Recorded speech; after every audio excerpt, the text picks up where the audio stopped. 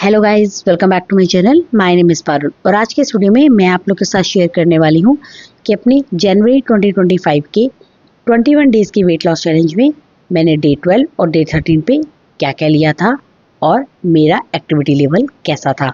अगर मैं डे 12 और डे 13 की बात करूँ तो डे 11 पे मैंने आप लोगों के साथ शेयर किया था कि मेरा जो 8000 स्टेप का चैलेंज था वो मैं उस दिन पूरा नहीं कर पाई थी। उसका एक रीज़न ये था कि इवनिंग में ऑल ऑफ द सडन मुझे पीरियड हो गए थे और मुझे बहुत ज़्यादा प्रॉब्लम हो रही थी, तो मैं अपने स्टेप्स को कंप्लीट नहीं कर पाई थी उस टारगेट को। तो डे 12 और डे 13 पे मैंने जो अपनी डाइट ली थी वो थोड़ा सा पीरियड्स को ध्यान में देकर ली थी।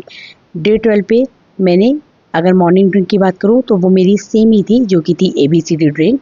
ये बहुत ही फाइबर रिच है और आपको काफ़ी देर तक फीलिंग भी रखती है। आप इसको as a pre workout drink भी ले सकते हैं। मैं इसको प्रिपेयर करके रखती हूँ और 5 to 6 डेज़ के लिए फ्रीज़र में, और फिर मॉर्निंग में मैं इसकी 3 से 4 आइस क्यूब्स 500 ml वाटर में डिज़ोल्व कर लेती हूँ और उसमें थोड़ा सा सॉल्ट ऐड करके इसको लेती हूँ। ये मैं 7 o'clock के अराउंड लेती हूँ। अगर मैं डे 12 के ब्रेकफास्ट की बात करूँ तो उसमें मैंने पनीर के पराठे लिए थे, लेकिन डे 9 से मैंने एक ये चेंज किया है कि मैं जो अपना आटा गूंथती हूँ मैं उसमें बीटरूट की प्यूरी ऐड कर देती हूँ। उससे एक तो वो फाइबर में रिच हो जाती है और उसमें फाइबर कंटेंट ऐड होने के साथ साथ व्हीट फ्लावर जो है वो भी थोड़ा कम हो जाता है। तो इस तरीके से आपका जो कार्ब का अमाउंट है वो कम हो जाता है। मैंने पनीर के 2 पराठे लिए थे इसी बीटरूट के जो मैंने आटा गूंदा था उसी में।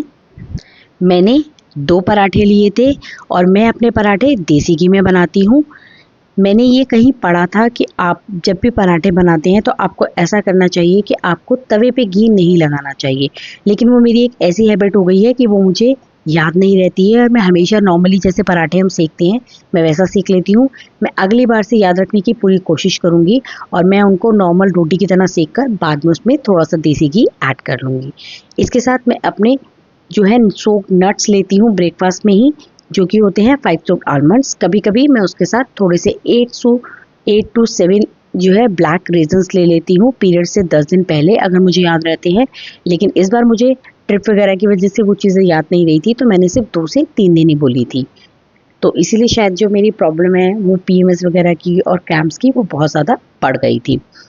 अगर मैं डे 13 की बात करूँ तो डे 13 पे भी मैंने प्रोटीन का पोर्शन को ध्यान में रखते हुए मैंने ब्रेड ऑमलेट लिया था, लेकिन हाँ कि मुझे कार्ब थोड़े से ज़्यादा चाहिए होते हैं इस ड्यूरेशन में, तो मैंने 1 ब्रेड स्लाइस की जगह उस दिन 2 ब्रेड स्लाइस ली थी। और मैं अपने ब्रेकफास्ट के बाद या ब्रेकफास्ट के साथ 1 कप चाय भी लेती हूँ, लेकिन मैं इसमें शुगर ऐड नहीं करती हूँ, रिफाइंड शुगर। मैं इसमें थोड़ी सी देसी खांड ऐड करती हूँ। इसके बाद मैं अपना मिड मॉर्निंग स्नैक लेती हूँ जिसमें मैं मोस्टली फ्रूट लेती हूँ, कोई भी एक फ्रूट। कभी मैं ऑरेंज ले लेती हूँ, कभी बनाना ले लेती हूँ और कभी कभी मैं ड्रैगन फ्रूट भी ले लेती हूँ। तो डे 12 पे मैंने ड्रैगन फ्रूट लिया था, लेकिन डे 13 पे मेरे क्रैम्प्स बहुत ज़्यादा प्रॉब्लम कर रहे थे, तो मेरा कुछ गर्म पीने का मन था, लेकिन मैं चाय ऑलरेडी मॉर्निंग में ले चुकी थी तो मैं दोबारा चाय नहीं लेना चाहती थी। तो इसलिए मैंने उस दिन मिड मॉर्निंग स्नैक में एक ग्रीन टी ली थी। लेकिन उसके बाद मुझे थोड़ा सा मीठे की क्रेविंग हो रही थी। वैसे मैं मोस्टली जो मीठा है वो ब्रेकफास्ट के बाद नहीं लेती हूँ, यानी कि मिड मॉर्निंग के बाद भी नहीं लेती हूँ, मैं उसे लंच के बाद लेती हूँ। लेकिन उस दिन मैंने इसे लंच से पहले लिया था, जिसमें एक थोड़े से छोटे से साइज़ की मैंने एक गुजिया ली थी। और डे 13 पे भी मैंने अपनी जो चॉकलेट जो कि मैं बाद में लेती हूँ लंच के, वो मैंने पहले ले ली थी। ये 70% डार्क चॉकलेट है जिसका मैं 1 पीस लेती हूँ। फिर मैंने अपना लंच लिया था। डे 12 पे मैंने अपने लंच में थोड़ा सा फ्राइड राइस लिया था जिसमें बहुत सारे सोया चंक्स एडेड थे, 1 बीटरूट की रोटी, थोड़ी सी पत्ता गोभी और मटर की सब्जी, सैलेड और आधी कटोरी लो फैट कर्ड ली थी जिसे मैं घर पे ही सेट करती हूँ। और डे 13 पे मेरे लंच में फिर से वही पत्ता गोभी की सब्जी, थोड़ी सी दाल, 2 बीटरूट की रोटी, थोड़ा सा सैलेड और आधी कटोरी दही थी। मैं अपनी दही को सेट करते वक्त आजकल उसमें फिर से थोड़े से रेजन्स जो होते हैं वो ऐड कर देती हूँ, इससे ये गट हेल्थ के लिए और अच्छा हो जाती है। अगर मैं अपने इवनिंग स्नैक की बात करूँ तो वो मेरा सेम ही होता है जिसमें मैं कॉफ़ी लेती हूँ, और मैं अपनी कॉफ़ी में भी थोड़ी सी देसी खांड ऐड करती हूँ, लेकिन मैं इसको कभी भी फुल मिल्क में प्रिपेयर नहीं करती हूँ।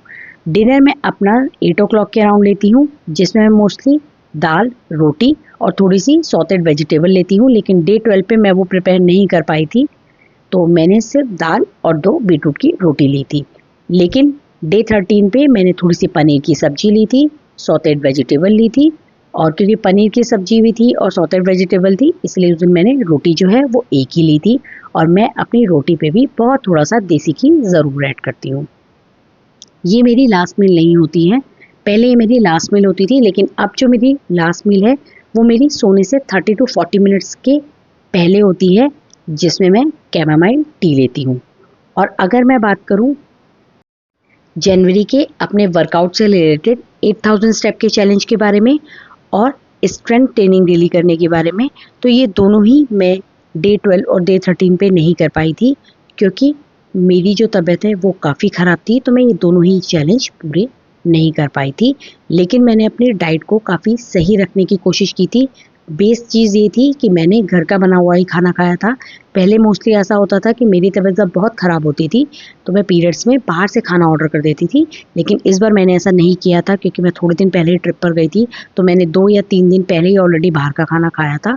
तो इसलिए मैंने ये सोचा कि नहीं, जैसे भी होगा मैं खाऊंगी तो घर का खाना ही। So that's it for this video. Hope you like my video. If you like my video please give it a thumbs up.